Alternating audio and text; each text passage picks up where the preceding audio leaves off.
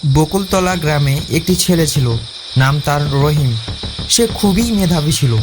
সে রাতের বেলা উঠানে বসে বসে ভাবতে লাগলো সে নতুন সফটওয়্যার বানাবে। যেই ভাবনা সেই কাজ, শুরু করলো কোডিং করা।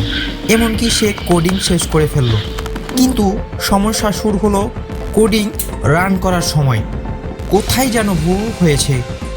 সে সমস্যা খুঁজতে লাগলো, কিন্তু 2 থেকে 3 বার খুঁজতেই সে বিরক্ত হয়ে পড়ল এবং পুরো ফাইলটি সে ডিলিট করে হাল ছেড়ে দিল। শুধুই কি রহিম? যদি আপনি 100 বার ব্যর্থ হন, আপনি কি আবার চেষ্টা করবেন? বেশিরভাগ মানুষ 1 বার 2 বার বা 10 বার চেষ্টা করেই হাল ছেড়ে দেয়। কিন্তু এক লোক প্রায় 1000 বার ব্যর্থ হয়েছিলেন শুধু একটি আবিষ্কারের জন্য, আর সেই আবিষ্কার বদলে দিয়েছে পুরো পৃথিবী। 1847 সালে যুক্তরাষ্ট্রে জন্ম নেয় এক শিশু। সে শিশুটি ছোট্টবেলা থেকেই ছিল কৌতূহলী।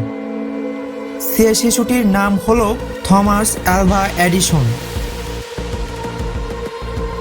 তিনি যখন ছোট্টবেলায় স্কুল যেতেন, তখন তার শিক্ষকরা বলতেন সে নাকি বোকার মতো প্রশ্ন করতেই থাকে। তার জন্যই মাত্র 12 বছর বয়সে তিনি স্কুল ছেড়ে দেন, কিন্তু থেমে যাননি। বই পড়ে এক্সপেরিমেন্ট করে নিজেই শিখতে থাকলেন। কিশোর বয়সে তিনি টেলিগ্রাফ মেশিনে কাজ করতে শুরু করেন, আর এভাবেই তিনি ইলেকট্রিসিটির জগতে প্রবেশ করেন। তার প্রথম বড় আবিষ্কার ছিল ফোনোগ্রাফ, যা মানুষের কণ্ঠ রেকর্ড করতে পারত। এই আবিষ্কার তাকে এক লাফে বিশ্ববিখ্যাত করে তোলে। কিন্তু তার সবচেয়ে বড় চ্যালেঞ্জ ছিল বৈদ্যুতিক বাতি। পৃথিবীর বহু বিজ্ঞানী চেষ্টা করেছিলেন, কিন্তু কেউই স্থায়ী ও ব্যবহারযোগ্য বাতি তৈরি করতে পারেননি।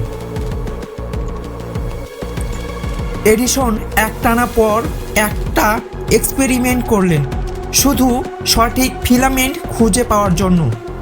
বলা হয় তিনি 1000 বার ব্যর্থ হন, কিন্তু প্রতিবার ব্যর্থতাকে তিনি নতুন শিক্ষার সুযোগ করে মনে করতেন।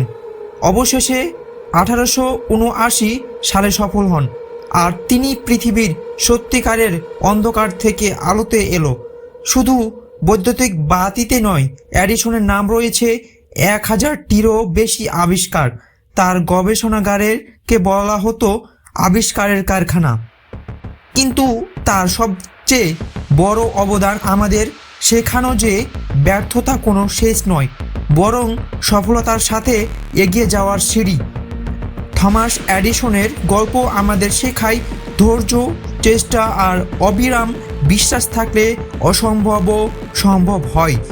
আজ আমরা যে আলোয় বসবাস করছি, সেটি শুধু একটি বৈদ্যুতিক বাতির আলো নয়, বরং একজন মানুষের অধ্যাবসায়ের প্রতীক।